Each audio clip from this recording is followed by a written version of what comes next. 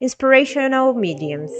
Everyone who, either in a normal state or in trance, receives an influx of thoughts that are foreign to the action of his own mind may be included in the category of inspirational mediums.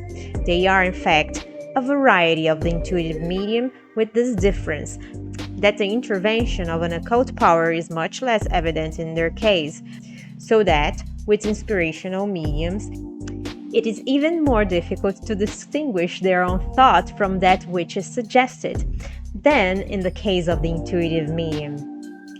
The peculiar characteristic of the inspirational medium is spontaneousness.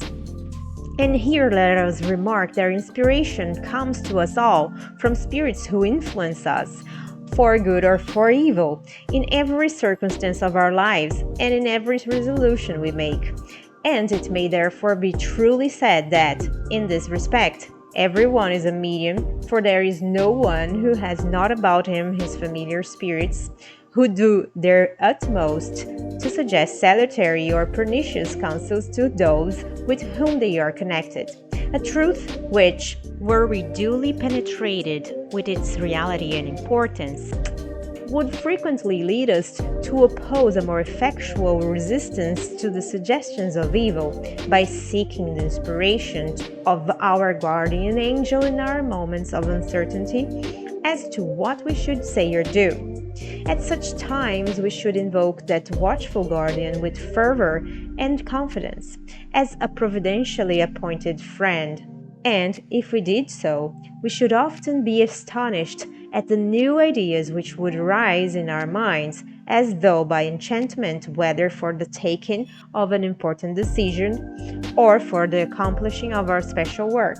If, after such an appeal for guidance, no distinct idea occurred to us, it would show that we must wait a little longer before taking a decision. It is evident that an idea which arises spontaneously in our minds is really foreign to ourselves, because if it had been always in our mind, we should always have been in possession of it, and there would have been no reason why it should not have been called up by a conscious act of our own will. He who is not blind has only to open his eyes when he will, in order to see. In the same way, he who has ideas of his own has them always at his disposal. If they do not come at his will, it is because he has to get them elsewhere than from his own stock. From the foregoing considerations, it is evident that we may include in this category the persons who, without being endowed with superior intelligence and without any modification of their normal state, have flashes of intellectual lucidity which give them, for the moment, an unusual facility of conception and of expression, and sometimes a presentiment of future events. In what are rightly spoken of as moments of inspiration, the flow of ideas is abundant and continuous, our thoughts succeeding one another in an orderly enchaining through the action of an involuntary, spontaneous, and almost feverish impulsion.